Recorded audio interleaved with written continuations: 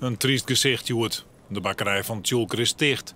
De brand komt de bakker volslaan door het mat. De jongens in de bakkerij die hadden een lietse knal, of het kraken, hulbord even.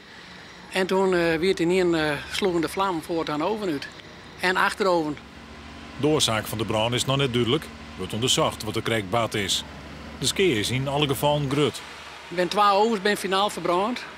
Een heet luchtoven, een olieoven, plus de beide rieskasten. Daar hebben we dus zowel mijn Remy als mijn riezen.